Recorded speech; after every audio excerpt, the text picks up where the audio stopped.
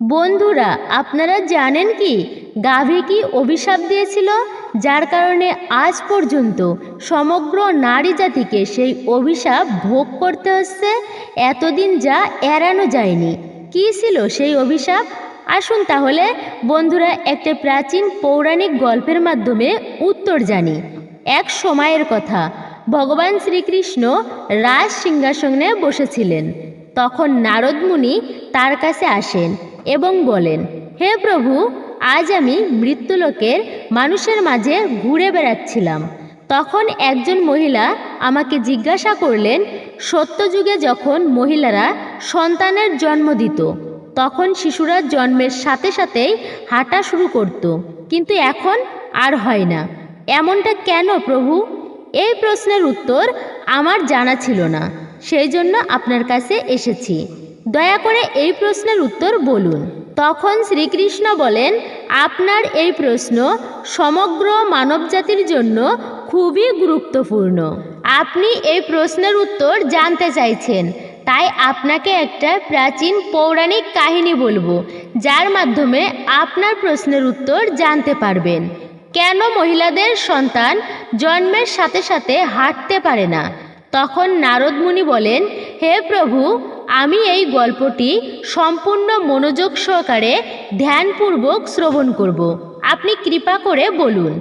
বন্ধুরা, আপনিও যদি জানতে চান এই প্রশ্নের উত্তর কি, তাহলে ভিডিওটি শেষ পর্যন্ত দেখুন এবং ভিডিওতে লাইক দিন। ভগবান শ্রীকৃষ্ণ বলেন, এক শহরে রামু নামে একটি লোক বাস করত। রামু ছিলেন স্বার্থপর মানুষ। রামুর একটা গাভী ছিল, সে দুধ দিত। রামু সেই গাভীকে বেশি করে সবুজ চারণ খাওয়াতো, দুধ দহন করত, আর সেই দুধ রামু নিজেও খেতেন এবং তার পরিবারের সদস্যদের খাওয়াতো এবং বিক্রিও করত। শুধু গরুর দুধ দিয়েই রামু তার সংসার চালাতো। এভাবেই কাটছিল রামুর সময়। কিছুদিন পর একটা সময় এলো যখন গাভী দুধ দেওয়া বন্ধ করে দিল। গাভীটি দুধ দেওয়া বন্ধ করার সাথে সাথে রামু তাকে খাওয়ানো বন্ধ করে দেয় এবং এমন একটি দিন আসে যখন রামু গাভীটিকে অনেক পিটিয়ে বাড়ি থেকে নিয়ে যায় এবং জঙ্গলে ছেড়ে আসে। এখন সেই গরু একা হয়ে গেল। বেচারা একা একা বনে এদিক ওদিক ঘুরে বেড়ায়। এভাবে ঘুরতে ঘুরতে একদিন সে পৌঁছে যায় জঙ্গলে একটি মন্দিরের কাছে এবং সে ঈশ্বরের কাছে প্রার্থনা করে বলে, হে ভগবান, আমি আপনার কাছে মিনতি করি, আপনি আমাদেরকে গরুর জন্ম দিয়ে কেন এমন অন্যায় করেছেন? 84 লক্ষ জন্মের মধ্যে শ্রেষ্ঠ জন্ম মানুষের, তবুও তারা কত পাপ ও অপকর্ম করে। যতক্ষণ আমি দুধ দিতে থাকলাম, ততক্ষণ ওই ব্যক্তি আমাকে তার বাড়িতে রাখলো এবং সবুজ চারণ খাওয়ালো। আমি দুধ দেওয়া বন্ধ করার সাথে সাথে তিনি আমাকে চারণ দেওয়া বন্ধ করলো। শুধু তাই নয়, তিনি আমাকে বাড়ি থেকে বের করে দিয়েছে। এখন আমি এদিক ওদিক ঘুরে বেড়াই, বনের গাছ ও ঘাস খেয়ে পেট ভরাই। হে ঈশ্বর, আপনার তৈরি করা সর্বশ্রেষ্ঠ জন্ম মানুষের, সেই মানুষ কেন এত স্বার্থপর এবং লোভী? এরপর ভগবান শ্রীকৃষ্ণ বলেন, সময় ধীরে ধীরে কেটে যায়। বেচারা গরু এদিক ওদিক ঘুরতে ঘুরতে একদিন রামুর দরজায় আসে। রামু আবার লাঠি নিয়ে সেই গরুটিকে বনের দিকে তাড়িয়ে দেয়। এভাবেই কিছুদিন কেটে যায় এবং গাভীটি আবার গর্ভবতী হয়। যখন 3 থেকে 4 মাসের গর্ভবতী হয়, তখন সেই জঙ্গলের মধ্যে দিয়ে যাচ্ছিলেন এক মহিলা সেই গাভীটিকে দেখে মনে মনে ভাবল, এই গাভীটি গর্ভবতী।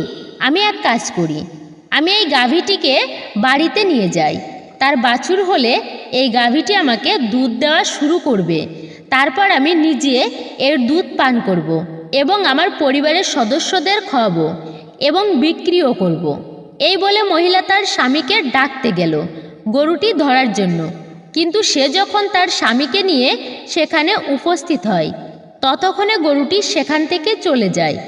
দেখতে দেখতে আরও সময় কেটে গেল। যখন সেই গাভীর প্রসবের সময় ঘনিয়ে এলো, তখন সে নির্জন বনের নিরাপদ স্থানে গিয়ে বাছুর প্রসব করল।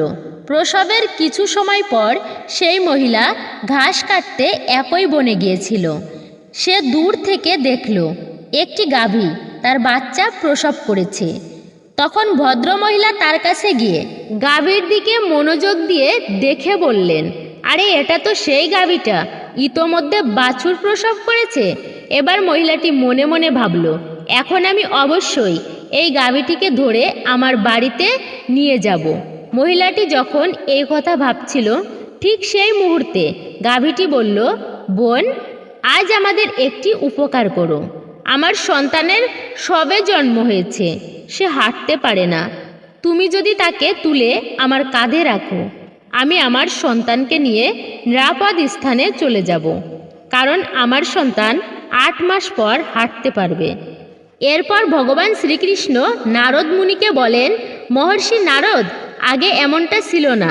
বাছুর জন্মের 8 মাস পর নিজের পায়ে হাঁটতে সক্ষম হতো। তখন নারদ মুনি বললেন, হে ভগবান, তারপর কি হলো বলুন প্রভু।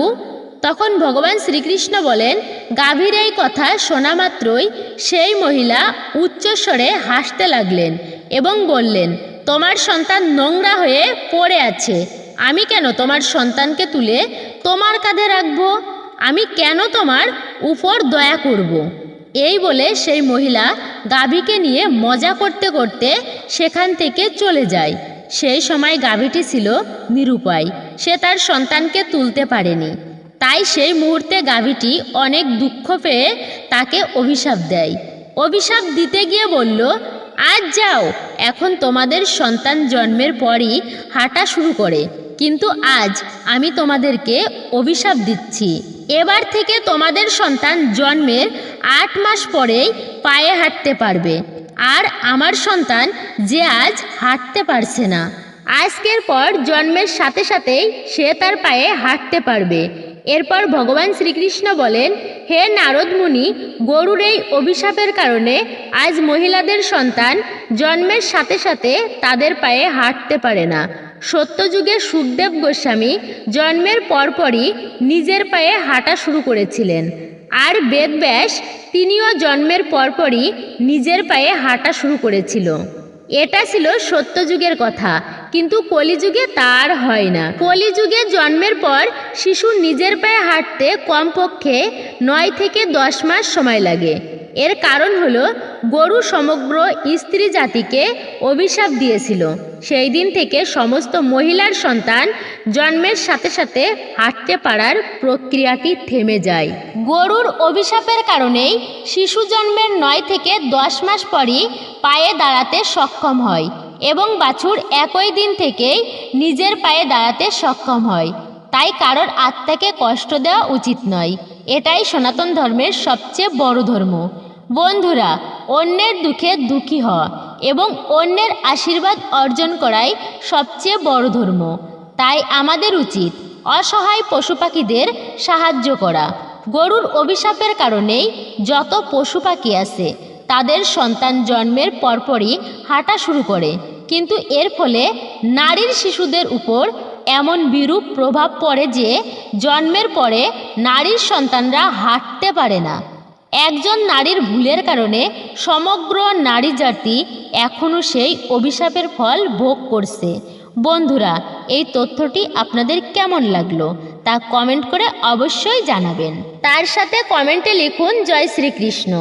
এছাড়া আপনি যদি আমাদের চ্যানেলে এই প্রথমবার এসে থাকেন তবে অবশ্যই চ্যানেলটি সাবস্ক্রাইব করুন এবং যদি সম্ভব হয় কৃপা করে এই ভিডিওটি যতটা সম্ভব বেশি মানুষের কাছে শেয়ার করুন। ভিডিওটি দেখার জন্য অসংখ্য ধন্যবাদ।